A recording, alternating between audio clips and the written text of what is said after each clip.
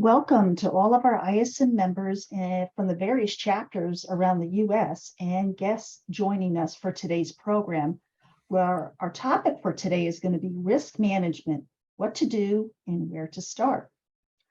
Please be sure to ask any question using the Q&A or the chat function, as we would like this to make this an interactive event today. The other thing is, if you would like to ask your question live, just raise your hand, and then we will come to you as soon as we have the appropriate time, and then you can ask your question on the air. Today's speaker is Graham Crawshaw, who is the Services Director from CASME from the UK. Graham is a previous speaker for us, so we welcome you back. Thank you. And Graham has the overall responsibility for the quality of CASME's Global Roundtable and Virtual Events program. And prior to joining CASME, Graham spent 20 years working in the procurement for the music industry within the operational and marketing environment. At this time, I'd like to turn the program over to Graham because I know he has a lot to report to everybody. Excellent. Well, thank you, Kathy. And you know what? It is great to be back here. And it's almost a year since I did the first session for the New Jersey chapter. And since then, I've done different topics to the Arizona chapter, the South Florida chapter. So we're delighted to be supporting here and sharing sort of information. And as you say, I hope people come up with the questions. I may not have the answers, that's a separate issue, but love to have the questions. So please use that during the session today. Let me share my screen. I'm hoping that you can now see that. That's good. And thank you for the introductions. I said I will be sharing the slides, and I know you're recording this session, so anyone that likes to review it, then obviously can do so. So a bit about me, as you can see there. Thank you again, Kathy, for that introduction. The plan for this hour, best part of an hour, is very briefly set the context. I always need just a couple of minutes so that you know the source of the information that I'm going to share with you, because it's not me making this up. It's come from very reliable sources. Then going to cover the content all about risk management. And then I end the presentation by linking it to ESG and value, because there's a very close connection there.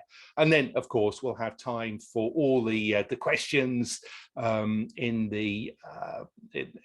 soon as we get to that point.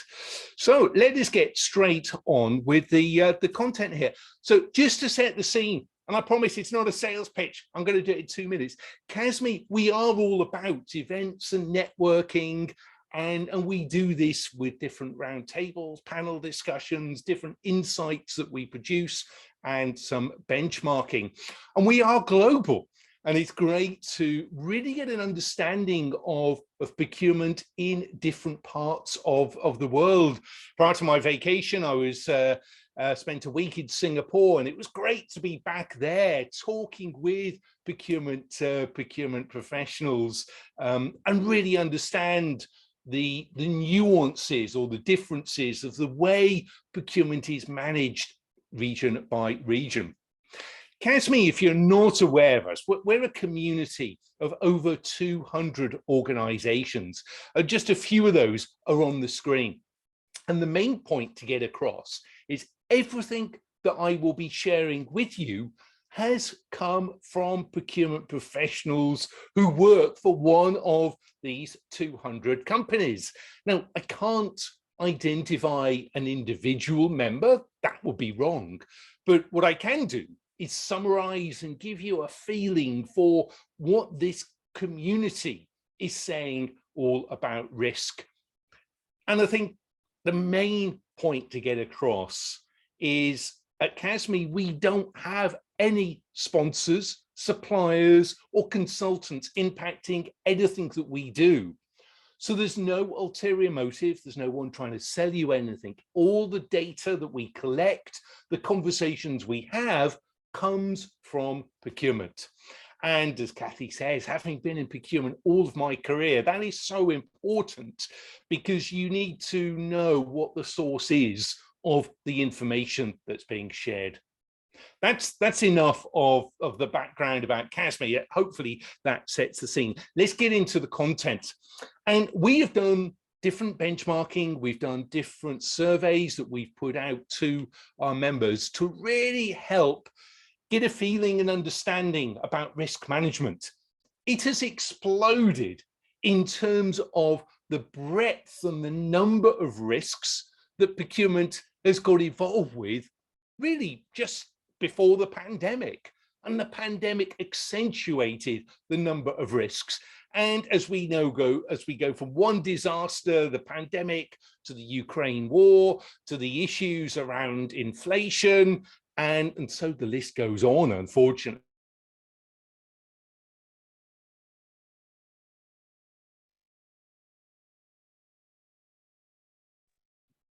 Hi, Graham, you froze up.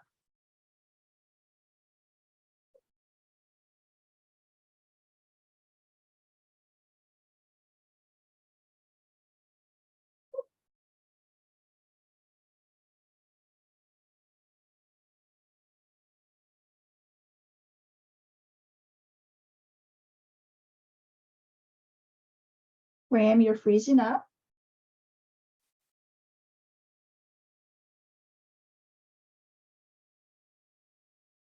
Okay, Graham is going to be coming right back in because he was having a little trouble with his audio. Here we go. Sorry, am I back now? You are back. I have no idea what went wrong. Oh, sorry about that, everybody. The internet seems fine, but apologies there.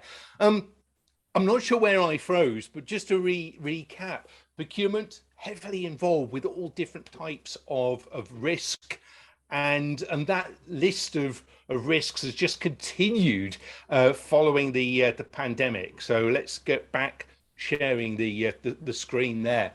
So in the questionnaires that we put out to our members, we've asked, well, what is procurement's role? Because I think that needs to be defined. And for those that perhaps aren't heavily involved with risk management, it's important to know what the role is, because it could easily get confused with work that should be done by others. And so I think my understanding is there's some very specific actions that procurement should be responsible for. And we start the list here. And like many of the pieces of work that we do, it really does start with the RFP, the tendering process. And the more that you can get built into that process, then the better it is. It's the easier for you to be collecting that information at that stage. So incorporating risk management as part of the RFP is very important. Then having the conversations about it. It may sound a little obvious, but I think having those conversations with the business stakeholder, with the supplier, is absolutely critical right up front, so that everyone knows the area of risk that you are looking to protect. We have done quite a lot of work in terms of looking at first tier suppliers, and in practice, most organizations focus all of their efforts on first tier suppliers, i.e. the suppliers that supply to your organization. But I think what I'm starting to see is more work being done further down the supply chain. And I can give you an example. We did a separate piece of benchmarking, trying to understand how easy it is for an organization to identify where their suppliers are based. And of course, because of the Ukraine crisis, a lot of organizations have been asking, well, are you involved, or is your supply base involved with Russia? So getting this information is quite challenging. And the survey results we had on that showed that for half of the respondents, so half of the 200 plus CASME members, were saying actually it's quite, if not very difficult, to get that data, even for first tier suppliers. So when we're now talking, you do hear people saying, look, you've got to be working with your second and third tier. It's a long-term objective. So don't be disheartened if you're not at that stage. In practice, most companies aren't. But I think it shows the direction that it's going to, that you must be asking your suppliers what they are doing with their first and second tier suppliers in terms of managing risk. I've mentioned the collaboration side. I think that's quite critical, rather than trying to do it on your own. Continuing the survey results we got on this risk management, I think a lot of it is a mindset, and having procurement professionals trained and got a knowledge of risk management is also very helpful, and then agree what the key risks are that are most important to your organization. I think it's also valid that when you are doing those reviews with suppliers, it's on the agenda. I know those agendas are pretty long, a lot of other things to be incorporated, but nevertheless, that should also be included. So that's what we see as procurement's role. Now, every year at CASME, we look at what are the hot topics in procurement. And it's fascinating and not surprising, really, that risk and compliance is number 3 on that list. Only more important are issues around systems implementation and linked with all the digitalization that's going on there, and then also sustainability. So it just demonstrates that this topic of risk is very current, and one that a lot of organizations really recognize as high on the list to action and support. So let's dive into a bit more detail now, because that's quite high level. You know what you need to be working on, but in terms of the detail and exactly which risks need to have attention, then it's useful to start looking at these charts that I've got for you today. Now, I always find these multi-dimensional charts quite difficult to read, but focus on what is dark blue and what is dark red, and apologies to anyone that's colorblind, but those are the areas that procurement has said they want to place greatest emphasis on when it comes to risk management. So this particular chart goes down the list as to the areas of risk that procurement is focusing most on. No surprise, and almost a bit of a test, financial stability of critical and high spend suppliers is number 1.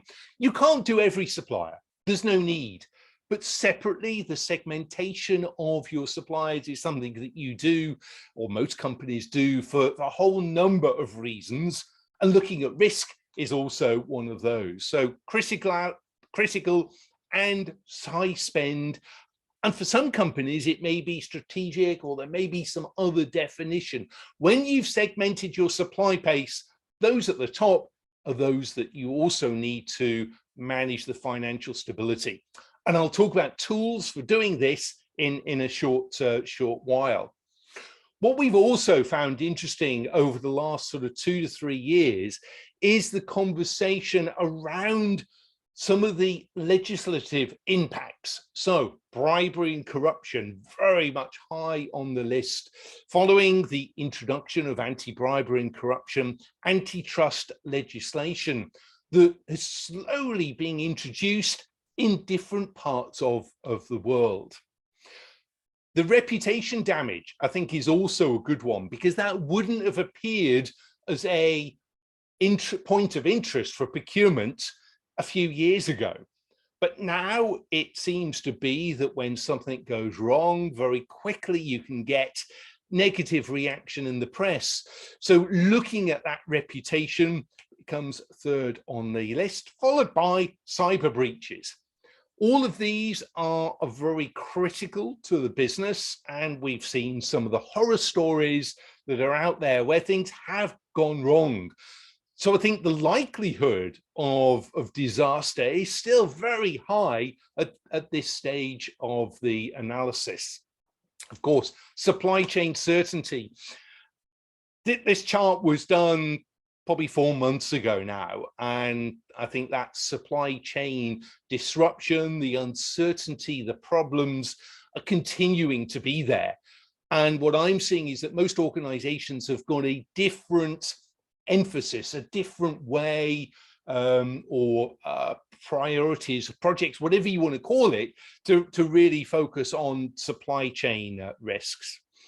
And just to go down the list in case anyone struggles to read the detail, GDPR, it took some years for that European legislation to really have an impact on procurement on a global basis. And so that whole data protection, other legislation around the world that follows a similar focus on data is also something very important. And for those of you that are then processing customer data, it's even more critical, which I'm sure you're fully familiar with. Modern day slavery, child labor, some of those links to ESG already starting to filter through when you look at risk management. So those are the lists. And actually the other list is quite small, which is encouraging, thereby sort of demonstrating the concentration that most procurement organizations are looking at those that we've already identified. Now, of course, if your organization has something else that's a significant priority, please use the chat to share that.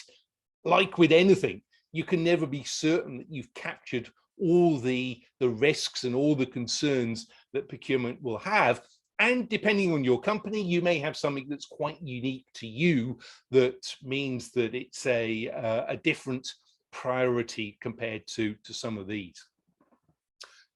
Let's continue sharing some of the benchmarking. And specifically, we asked the question, what criteria is being used to determine whether a supplier risk assessment is necessary?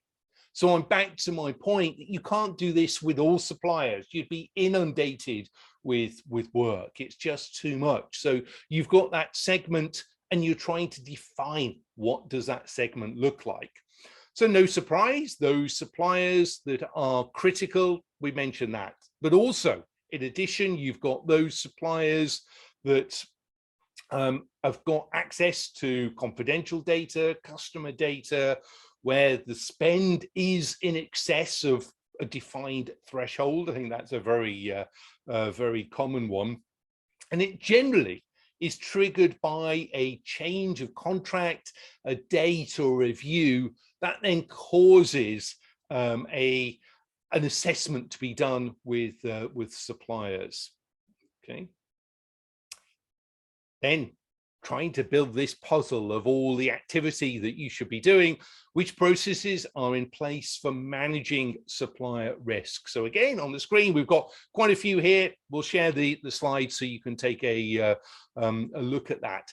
And really interesting, apart from the top one of assigning a monetary value to the impact of each risk, which in practice is probably very difficult to actually do, all the other ones are really quite well accepted and adopted. So these different practices.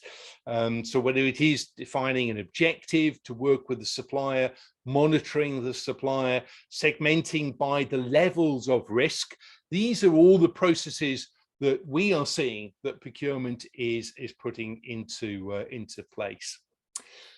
Now, at the end of last year now, we had some very specific roundtables at CASME where we brought together groups of up to 18 procurement category managers. And we specifically had the conversation about risk. And it's really interesting because back in that time, I was hoping for some, it's like silver bullet or golden, whatever you want to call it, something that would actually say, you know what, now that we're in 2022, we're able to do things differently. We're able to rely on the technology to be the answer to everything that we need about risk management.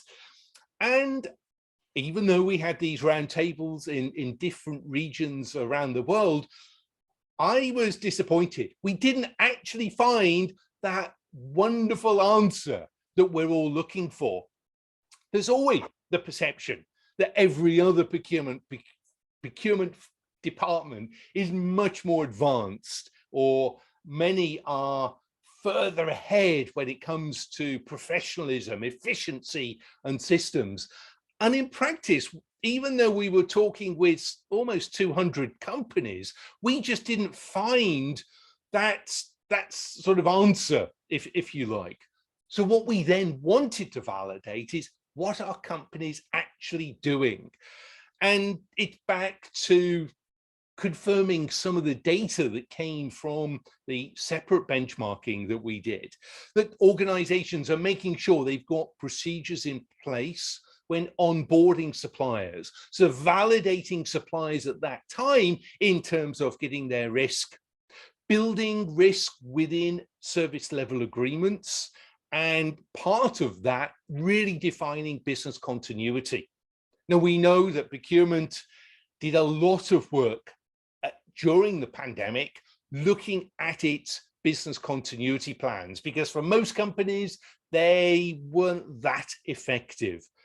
And we did a lot of learning as we went through. So getting risk as part of that is, again, something that organizations were telling us, this is what we're now doing. I think not only because of risk, but because of the disruption, we're finding organizations are looking to simplify the supply chain. But it's easy for me to say that. In practice, it can be incredibly difficult to actually achieve that. But nevertheless, that was a point that was made. Almost to my relief, I always find it fascinating when we link everything back to supplier relationship management. So the way you're working with the suppliers, the way you're developing those relationships is so important, and risk needs to be part of that SRM program. And we really found that more and more companies were taking that on board. Now, you know, we also had a very specific set of roundtables looking at IT risk, because I was convinced there would be something in that would be rocket science or revolutionizing the way things are done. And again, I hate to report it, but in practice, it's the solid procurement practices that we've adopted and had in place for many years that most companies were saying were just so important. And so we are back to using questionnaires, having conversations with supplier, really understanding their own IT risk strategies, and making that part of an ongoing long-term review. So again, I'm looking forward to the comments from you. It looks like in terms of this risk management, we know what we need to do, but it's just not a quick process to make that happen. And a lot of work, and some of the systems may help, but it's still early days for many of those. That's a summary. It's not me making that up. That is the summary based on the feedback from CASME members.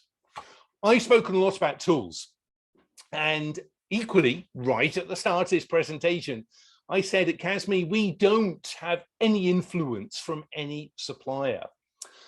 But when we did the benchmarking, we asked our members, which tools are you using to help you with risk management? And I found it really helpful to share this slide. So what we've got here is a list of all the different suppliers that companies have said, look, we're working with them to help us on our risk management journey. And there's quite a mix here. The Dun & Bradstreets of the world, of course, we all know and have been using for many years. But there are some companies here that are still relatively new and developing their systems. Ironically, may even fail your own internal risk assessment of that supplier, which is quite an interesting and ironic concept. But many of the others are being used, and what we're seeing is that growth of trying to use some of the big data, artificial intelligence, all those wonderful buzzwords that we hear all the time, actively being used to trawl the internet to understand what is going on with any particular company. Of course, it's not easy to do that on a global basis, but it's gradually being implemented and rolled out. I do call out EcoVadis. I'm very neutral about the company, but I can report of all of these suppliers on the screen. EcoVadis seems to be one that more companies are working with to really help them on their risk management journey. It's not plain sailing. It's not without problems and challenges. So it's not a plug in and go and your risk management's all sorted for you by any means. But nevertheless, it is a system that is being used by more and more organizations. The rest you could see and assess for yourself whether they may be of use or value to your organization. I do want to link this to sustainability as I sort of come to a bit of a conclusion here, because I think what I'm seeing from so many organizations is the link with risk management, then sustainability and ESG. It's all going hand in hand. So when we then did separate benchmarking, looking at ESG, we found the results were coming back referencing risk. So a lot of the reasons that companies are working on sustainability and environmental social governance matters are to help with risk. And I find that sort of quite interesting. So the whole environmental agenda has gone away from the tree hugging, the sort of the soft environmental persuasion that we saw a number of years ago, and is now very much focused on reducing risk and helping the organization obviously then manage some of its sustainability goals. So 65% of our members saying, yeah, ESG, the main objective from a procurement point of view is to help prevent risk and help manage risk. And when you look at some of these others, the 73% looking compliance, okay, data security is quite low on this one, but company reputation at 65%, you start to really appreciate that you may be doing some of the risk activity to help you achieve some of your ESG goals and vice versa. So really interesting and one to watch as we go forward in this area. Finally, procurement, we know, delivers value to the business. There's no question of it. Every year at CASME, we put a questionnaire out and say, look, what value are you delivering to the business?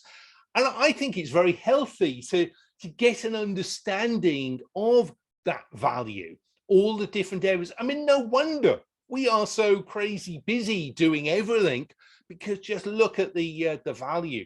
Now, I admit this chart is now 6 months old. We'll repeat it in January 2023. And a change I do see is that cost avoidance, which was right at the bottom of the 2022 survey, I'm sure is now way, way up higher. I've had so many conversations over the last 5 weeks where companies are saying, look, we can't achieve cost savings because of inflation, because of all that's going on, but we're still delivering value. And therefore, can we talk about how cost avoidance should be positioned to the business? I'll put that as a bit of a sidebar sort of conversation, but you could see that risk and actually managing risk is top of that list. So it just demonstrates that mindset. We started with the major projects being sustainability. We're ending with the value that procurement can deliver is all around risk. So I'm not quite sure where you individually are all up to in terms of your risk management journey. And it is a journey. There is no organization I am aware of that's got it really well under control.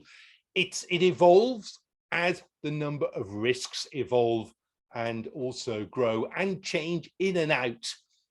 But actually, taking a step back, isn't that why procurement is so exciting? That is what gives us the challenge and gets us out of bed every day to help manage. So it may be a problem. It may be very challenging to do the work to support what's required, but the rewards, the benefit to the organization of what you can pull off if you can get this managed is tremendous. I say that, I think, in my mind, is why procurement is the best career that anyone could take. But I'm a little biased, and you're probably also biased by definition of being members of ISM. Let me stop the presentation now. I've talked for half an hour. I'm really keen to, I'm going to bring in Kathy, just so that we can go through some of the chat, through some of the questions. I'm keen to get your perspective. You've heard enough of me talking. If anyone would like to sort of add some of their experiences, then please, you're very welcome to come off mute and share that. Sure. We do have a question in the chat right now. It Okay. says, I'm tasked with developing modern slavery statement for my organization. In monitoring suppliers in our supply chain, I'm tasked with identifying key vulnerabilities and taking a risk management approach to ethical procurement and contracting. Where should I start? Oh, Tiffany, thank you for your question. Oh gosh, I'd have to get my brain in gear on that. At 7:30 p.m. in the UK, as it is now, I'm struggling a bit. The modern slavery statement. My take is on that. There's some very specifics that do need to be done to meet your organization's sort of criteria. You know what? I'm not going to lie. I haven't got an immediate answer because there's so much wrapped up in that question. Because I think actually ethical procurement and modern day slavery is a subset or part of ethical procurement. So I would certainly say you would start with your ethical procurement code of conduct or policy. I imagine you've probably already got that in place already. I do know, and it's very much the sort of activity that's going on in Asia, where the sort of ethical procurement is less mature than in the US and Europe. And the process there is to make sure you've got a company-wide code of conduct for suppliers that outlines the ethical requirements. I'm not familiar whether ISM has got a code that you should be adopting. Oh, right. So I'm glad you've got that code of conduct. So for anyone that hasn't, I would start with the code of conduct, get the suppliers to agree to that. And actually, your point there is it can't just be a tick box exercise. It got to be more than that. And I think that's why the reference to all that SRM activity, having conversations with those suppliers so that they don't just tick the box and say, yeah, of course we do the same ethical code. It's the detail and that modern day slavery linked with, I mean, there's a whole number of areas, whether it's child labor, can't think of any others top of my head, but there's a whole list which typically would be part of that code of conduct. Then once you know that your suppliers are adhering to that, I'd say stage 2 is going then to the next level of detail, but you can't do that with all your suppliers. So you're back to those that you're doing your SRM activity. What would you be looking for them to do as the next step? Apologies if that sounds a little weak. There's an awful lot there that you've got in terms of that ethical procurement. And forgive me if we were having this conversation in the UK, then the Chartered Institute of Procurement and Supply, which I'm a member, has a very strict ethical code, and you can adopt that for your organization and then get that out to suppliers. Kathy, I don't know, as ISM do something very similar? Yes, we actually do Right. have a ethical code, and we do have a code of conduct, and that can all be found on the ISM World website. And if anybody has difficulty with it, let me know, and I can get the information for them. Excellent. So I think now whether that has the key vulnerabilities that you're talking about, Tiffany, I'm not sure, but I think that's definitely the start. And my experience is having those conversations then teases out where the problems are likely to be. I do know that you can, like, again, further segment some of these risks depending where the suppliers are, the geographical risk, geopolitical risk. So it goes on. You've identified modern day slavery.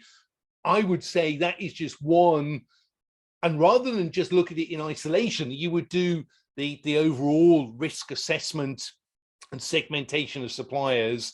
And yeah, some may have issues around modern day slavery, some may have issues around child labor, others may be cybersecurity or some of the other risks that we've been talking about. I hope that at least helps. Thank you for saying that it does, but yeah, it's not an easy matter. Okay, we did get another question in. Okay. Hello, Graham. Hey. Thank you for your presentation. From the organizational point of view, what are the risks for tech companies when placing procurement areas as mere flagships for bringing costs down and not as an instrument to bring discipline all over the company? Oh gosh, my goodness, you're great with the questions. Actually, that's very disappointing to read, Rodrigo, if that is the case. So if procurement is only focused on cost, well, that's why I shared that value slide, because there's so much that you should be doing. And it would strike me that actually to support your procurement or to support the business, it's almost like you've got a more fundamental issue to address. If your business is only seen, and regardless of whether you're a tech company or what you do, if you're only being seen as a function that takes cost out, that's quite disappointing.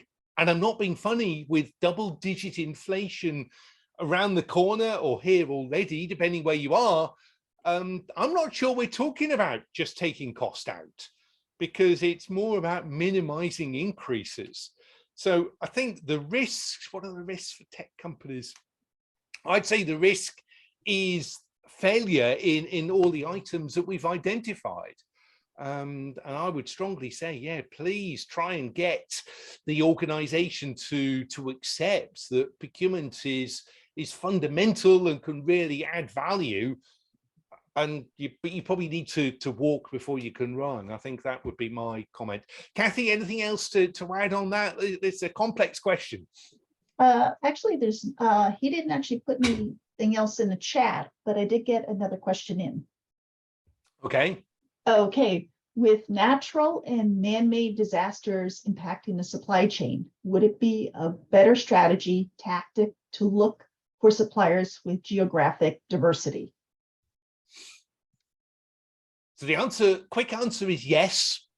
Easier said than done. So again, I can give you some great examples, because this came up just at the start of the pandemic. And of course, we forget all that we did during the pandemic. There was a lot of conversation that, yeah, we should all focus on localization or get products from companies based in areas that aren't impacted by the pandemic. But in practice, a combination of cost, capacity, and also complexity of supply chains just meant that that ideal situation just sort of went away. I think it's good to know that if you're dealing with any vulnerable location, that yes, you shouldn't rely on single sourcing. And I'm certainly seeing a move away from single sourcing and focused on having suppliers that can provide that contingency. So I think, yes, it's a long-term strategy. It's not easy to do, and it's probably worth the investment where you can do that. So understanding if you've got two suppliers, that ideally they should be from two geographic locations.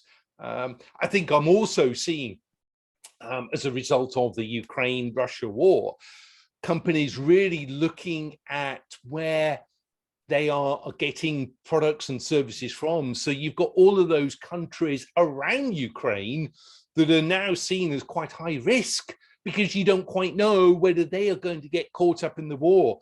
And a lot of them, whether it's Slovakia, Hungary, some of those are used for third-party outsource contracts.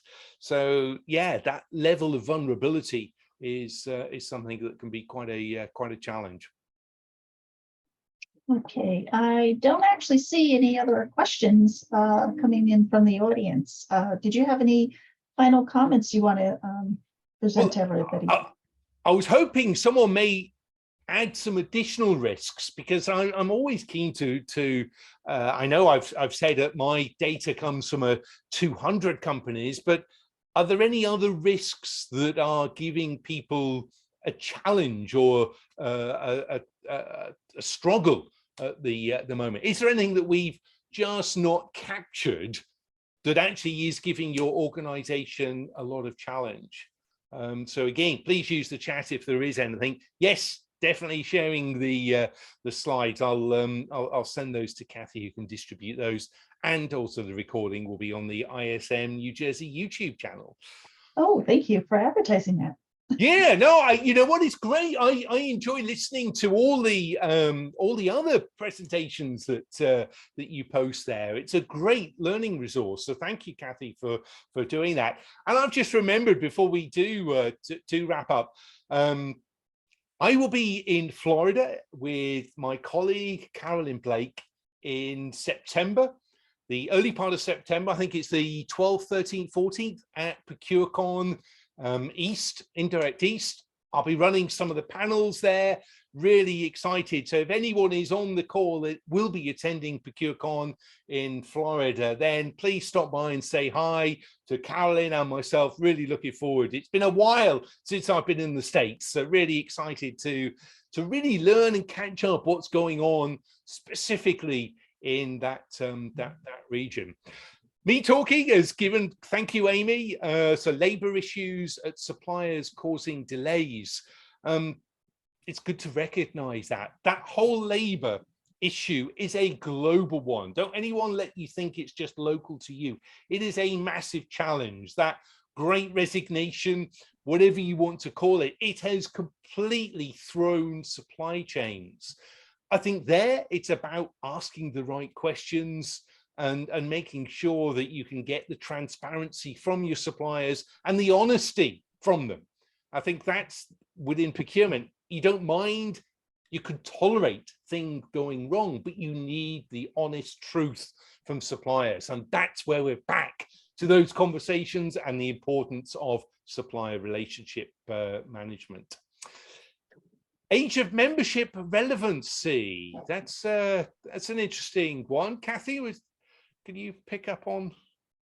I don't know about that one. Tiffany, if you could put something else in the chat to give Graham a little more to talk on. Age of membership. We're all very young. And of course, age is just a number. So I've only been in my procurement a few years. And yeah, best not add up to how many there are. I know I had a full head of hair when I started in procurement. But yeah, age profile definitely is important.